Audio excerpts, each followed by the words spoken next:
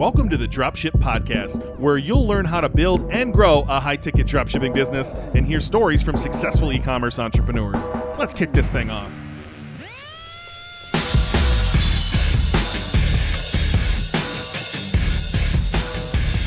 Hey, welcome to the Dropship Podcast. And today we want to touch on a subject that I think is really important in any aspect of life, but more important in business, is to actually play the long game. Like actually focus on what's going to be down the road instead of like pleasure now, pleasure now, pleasure now. I think that's the world we live in though, John. Like if I want a dopamine hit, I can get one in many, many ways right now. And it feels like a cocaine kind of mindset, but like how do we focus on the long game here? That's what I'm talking about. I watched, are you a Theo Von guy? Hey, John and I in Australia, and we just realized we forgot to run a Black Friday ad on the podcast. So here it is, literally recording it live before John puts this out later tonight. If you want to hop on our Black Friday sale, now is the time. Dropshipbreakthru.com/Black Friday. You will not see a better deal than this, probably ever, because John continues to make them even better every single time. So hop on that deal. If you want to hop in the course, there's 2 offers on that page. They are absolute no-brainers. Dropshipbreakthru.com/Black Friday. No, I don't know who that I've been putting up. Oh, really? He might be my favorite comedian. I've been putting off for a while. He's kind of like a country bumpkin, Louisiana, Alabama kind of guy. Yeah. And he had Tucker Carlson on, and YouTube just kept saying you should watch this. And I'm like, man, is Theo going to have takes that Tucker Carlson that really has a take on? The funniest thing I've watched in a really fucking long time. Really? If you're a Theo Von fan, I would definitely recommend watching it. And we talked about his drug usage. He's been sober for a little while, and he was just like, when I was in mental pain, I wanted that hit right now. Not I'm going to drink a couple beers and hopefully I relax an hour from now. I want that cocaine mindset. I think that's what the people we often see, perhaps before our course or in our course. They need it right now. I need this to work today. If it doesn't work today, it's a failure. John and Ben are scams. How do we approach this in that this is actually a mindset shift? This is a completely different way of thinking about life. Yeah, and I regularly try to think about this as well, because when you've been this is where I started. Like I definitely started with a much more short-term mindset. When if I think back to that first business and getting into high-ticket dropshipping, I was very much expecting things to happen in a much shorter space of time than they did. At the time, though, to be fair, that is how it was sold. Like that's actively how it was sold. Is that still the case, though?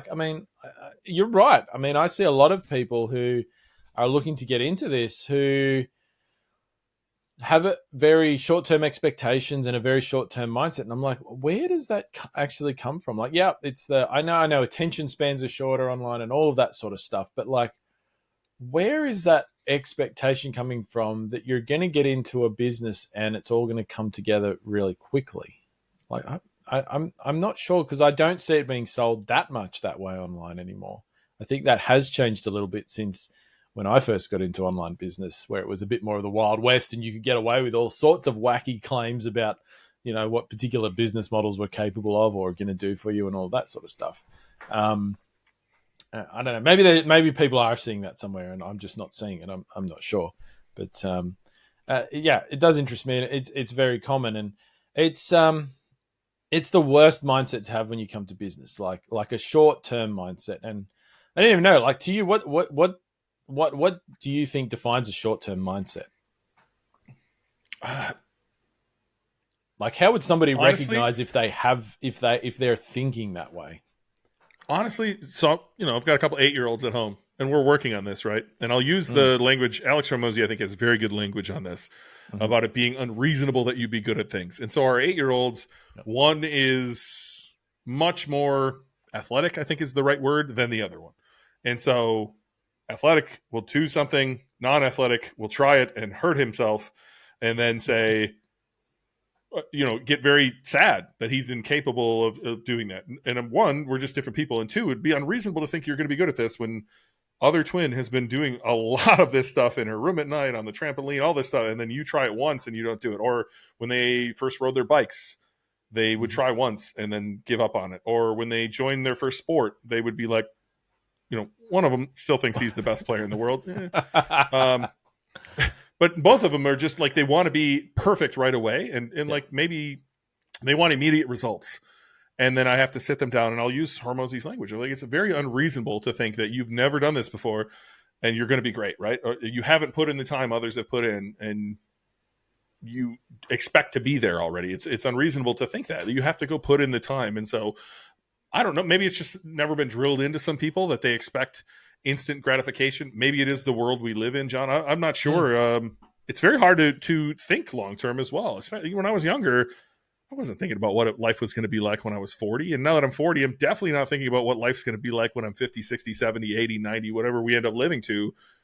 Maybe that's just part of the human design. It's hard to focus on the long term. You got to focus on right now, because for millennia, how do we get the next meal? How do we get the next child, really, right? And how do we do, everything was so short-term focused forever that it's kind of baked into us. I don't know whether any of those are the reason for this, but probably a correlation. And I think that's a good example going back like through evolutionary times where, yes, for most of human history, things have been scarce, right? There wasn't always more food, or there wasn't always more water, or there wasn't always more resources in whichever way they came, whether that was money or, food or, gold, pepper, salt, like whatever. Seashells, yeah. And so we really were focused on that sort of scarcity mindset. And to me, I think that's like short-term thinking, to me, is very much defined by scarcity.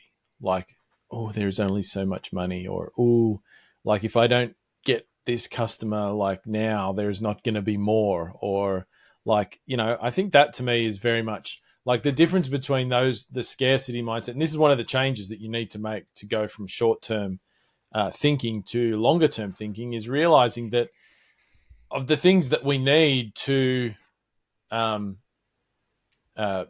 build a strong and healthy business, there is always more of those things. And this is challenging, but depending on your background, to think about this sort of stuff. Like, there is always more money. All money is created, right? Like, people just create money. There is always more money. It's not finite. There is always more customers in your market. They're not finite. There's new people coming into your market every day, and there's people going out, but they're always coming back in. The pie isn't getting smaller. There's always more traffic.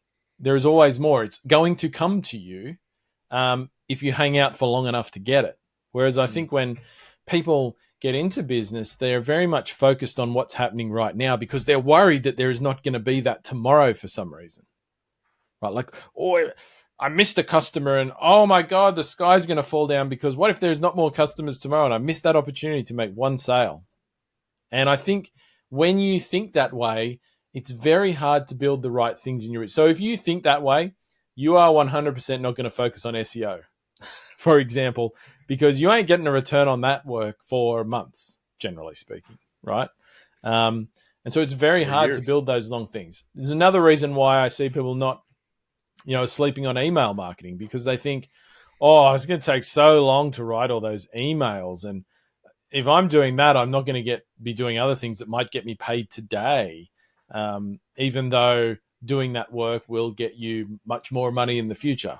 Not that it actually takes that long anymore, thanks to the improvements in AI. But, so I think that those short-term kind of mindsets, scarcity mindsets, etc., I think the reason you need to shift from them, like a big reason why you need to shift from them in your business, is because if you don't, you won't actually do the things. You won't focus on the things that will build you a profitable, sustainable, long-term business. Like, you're literally going to be one of those people who constantly struggles. You saw it during COVID with the crypto craze, right? I'm no more than most, and so I'll call them what they are. There's a lot of fucking shit coins out there.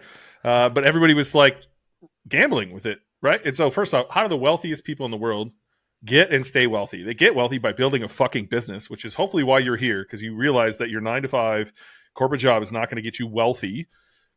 But they built a business, and then they invest. And do they go look for the next fucking dog coin that they can 1000x and be rich tomorrow? No, they simply go play the long game. They build with compounding assets. And oftentimes that is just riding the market at 7 to 10% per year, which has happened across time with the S&P 500.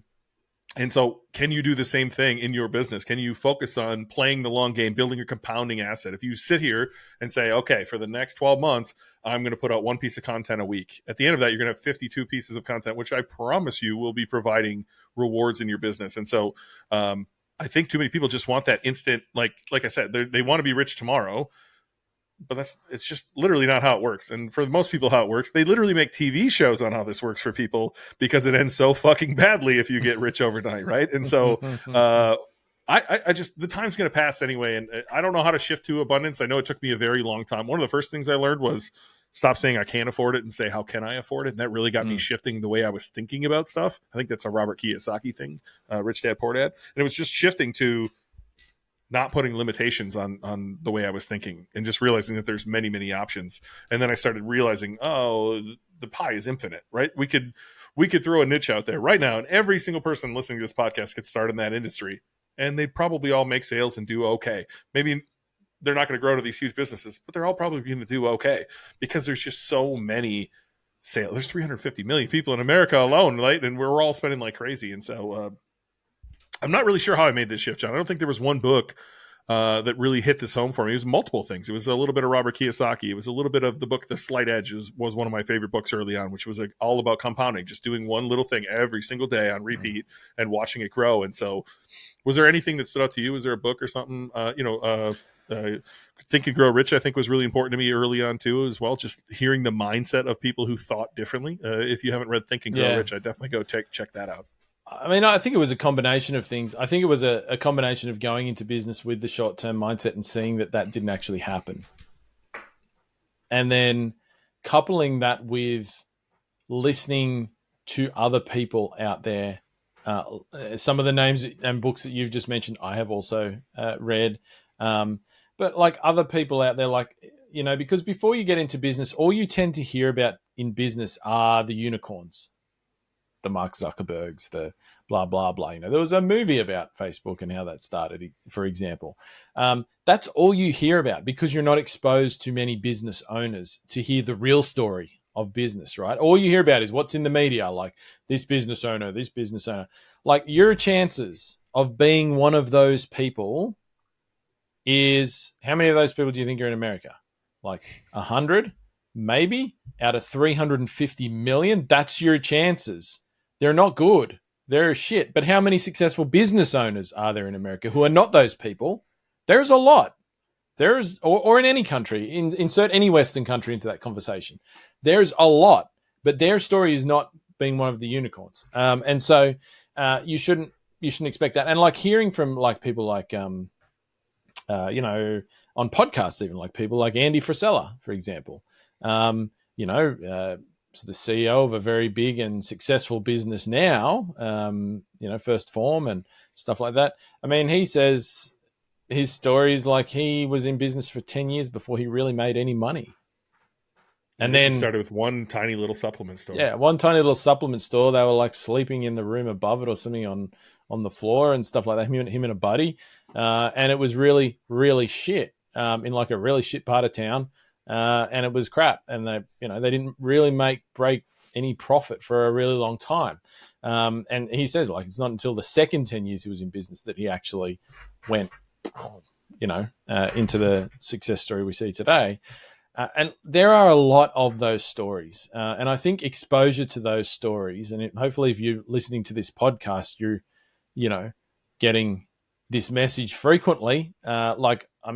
Right now, I'm doing better in business than I've ever done. And I'm coming up to my 10th year in business. 2024 is going to be 10 years since I started my first business. And yes, I had success along the way, but, listening to those stories, I think for me was a big part of it. And then realizing, actually the process I'm going through and the experience I'm having is actually more normal than I think. Because I don't think you really hear those stories until you get into business. Like you start getting, like if you put yourself out there and you go and hang out with other e-commerce business owners, you come and hang out in our membership, you get into our Slack channel, you hear other people's stories, other people who are struggling, other people who are making small incremental advances. It's not happening overnight, but it's happening. And you see that and you go, oh, okay, yeah, right, that's how it works. Now I can reset my mind and my expectations, and see that that's the path and that's what it's going to look like. And if I'm seeing that myself, then I'm okay, because I'm not doing, I'm not doing badly. I'm actually on track because my experience is relatable to other people's experience. And I think that was a big thing for me is being in some way, whether it was reading, listening, sitting next to other people who are, going through the business journey themselves. It's easy to compare yourself to others along the way too. And here, the people who get on podcasts are likely the ones who are absolutely having an amazing time. Like they hit something real nice, right? And I've even shared, we went to 1 to 11 million in 2 years at a business, and a lot of people are comparing themselves to that. And I think, perhaps we should have some more students on the show to give more realistic expectations for what you can expect in business. Because in the beginning, I think I shared on the last episode that we recorded, you and I lost a bunch of money in the beginning of Dropship Breakthru. And that's we knew that coming in. We were setting that floor. I think in a dropshipping business, we have people who don't hit a home run in their first month, and they're like, "Wow, this is a dud. This is not going to work." Whereas reality is I've shared my numbers on the 3D printer guy. If you break even in month 1, month 2, month 3, that's awesome. You're making sales. You're getting reviews. People are clearly trusting you and actually buying from you. And in the beginning, your ads are probably not going to be sorted out, right? As good as we can teach it, you're still going to have a lot of things you need to iterate upon. You're getting zero free traffic because you've done no SEO whatsoever. You likely don't have very much remarketing set up whatsoever. You have holes in your bucket everywhere, but you're making sales. Sales are coming in. You're learning how to talk to your suppliers.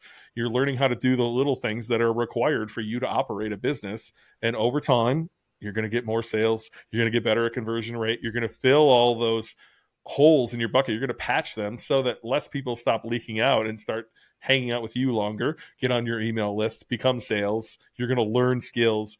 It is a long game. And if you're willing to commit to that, we often say this, John, our best students are people who didn't stop for a year. And when they didn't stop for a year, wouldn't you know it, they're in a wonderful place 1 year from now. And so I think just setting good expectations is a good start. Like you said, when we started out, man, I bought into the idea that I could be on a beach in Thailand about 30 days later making $2,000 a month, and I would just be the happiest camper ever. And that's hopefully you and I are very good at not setting these unreal expectations for people, but giving them a clear view that if they learn skills and they put in the work, they can be in a wildly different place.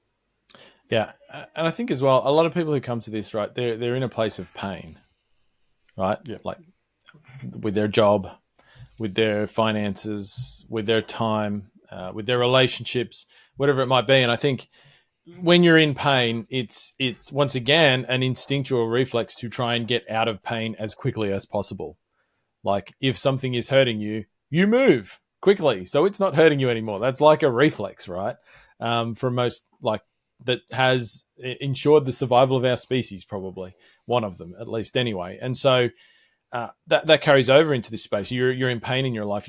You want to get out of it as quickly as you can. But sometimes you just need to put that into context and temper it a little bit. If you've been working a job you don't like for the last decade, yes, it would be lovely to get out of it tomorrow, but you can probably take that pain for another 12 months. You've already done it for 10 years. You can do it for another 12 months while you work towards getting yourself out of it, right? So you just realize that if it took you 1 year to build a business that could replace your income, right, to get it to that level, right, to where it replaced your income, or even 2 years, and you're in your 30s, that's a short space of time. That's actually we tend to say, oh, yeah, oh my God, that's such a long time. It's really not. You're probably going to live into your 80s, 90s. I mean, who knows? Maybe people start living more regularly into their hundreds as medical, things improve over time and science finds new ways for us to extend our lives, etc., which it absolutely will. You're joking if you think it won't. 1 year is 1/100th of that time. That is nothing. If you put a 1/100th of anything in front of yourself, you'd say, oh, that's tiny. That's a tiny thing, right? 1/100th of a biscuit, 1/100th of a cake. You would say, that's really small. it's the same with your life. It's just that we tell ourselves for some reason, we feel like a year is like a long time to do something. It's really not. It's a small time. So that's kind of sometimes how I think about it as well. I just wish people would look back too, right? You're looking ahead. Oh my God, a year. Look back. If you're in your 30s, you've been doing this a while and you've been unhappy for a long fucking time. What do you have to lose to change the way you think and say, all right, I'm going to put in some effort daily? Again, I would reference the book, The Slight Edge. I think that really hits it home. It's 1 point. It's not a big book, but it's a big enough book where you're like, wow, they're telling me the same thing over and over and over again. But some people need to hear it 50 different ways to get it.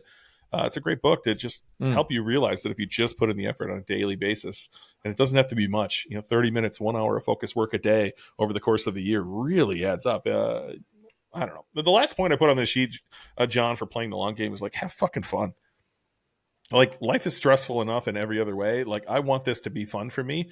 When I screw around last night, I got very close to buying my 4,000th domain. I'm a domain hoarder, but like, I just like to have, when I'm just laying there screwing around, it's like I'm playing a poker tournament. I'll tell you after the show. Edgy. I met a lady who is the best in class in her particular city at injections, facial injections, vaginal rejuvenation, things like that. And I said, I know how come there's no lead gen in your city? And she was like, what is lead gen? Right. She didn't have a clue what I was talking about. And I was just like, why doesn't somebody have vaginal rejuvenation, yourcity.com and put up a one pager and you can go get comment links and rank a site like that. Right. And, just send all the leads to you. And she's like, oh, I don't even know how to do that. I'm like, I think I could have that set up by the end of the night. Right. And, I would just want to have fun. That shit's fun to me to go see. Again, fuck around and find out. And like, I would encourage anyone listening to this, if you've been twiddling your thumbs and thinking, I don't know if I want to do this, or it better make money tomorrow, or scared to start, which I know I was in the beginning. Fuck around and find out. Just like jump in, set up a Shopify store, and really go have fun. Like, it's fun. It's a game. It's not life or death. It's not the end of the world if something doesn't work. It's fun. It can be really fun. And so if it's not fun, don't do it. Like, that's what I would tell you, John. That's kind of John and I's motto. As long as we're having fun, we're going to keep doing it. And I don't know how else to hammer this home. Play the long game. Think about long term. Yeah. You literally have nothing to lose. Nothing to lose here. Like, really, you have nothing to lose. Like you said, you're not going to lose your health. You're not going to lose your house. You're not going to, like, if we're talking about high ticket dropshipping, sorry, that's what we're talking about here. You're not going to lose any of those things. I mean, worst case, you're going to lose a little bit of time. Guess what? You're probably going to watch Netflix for 2 hours tonight anyway. So you've already lost that time. Like, essentially, you're going to do something else that doesn't really mean much for your life. You're doing that. We're all doing that anyway. So you might as well just go and actually lose that time doing something that may be a massive gain for your life. You got all the time in the world. Thanks for listening to the Dropship Podcast. You can find all the show notes for this episode at dropshippodcast.com. And if you're ready to take the next step in your dropshipping journey, we invite you to join us inside Dropship Breakthru, where John and I will walk you through step by step in starting your own high-ticket dropshipping e-commerce business. But that's not all. Dropship Breakthru will also teach you everything you'll need to know to grow your business and take it to the next level. So head over to dropshipbreakthru.com and sign up for our free training that will help you take the first steps towards building and growing your own profitable high-ticket dropshipping business.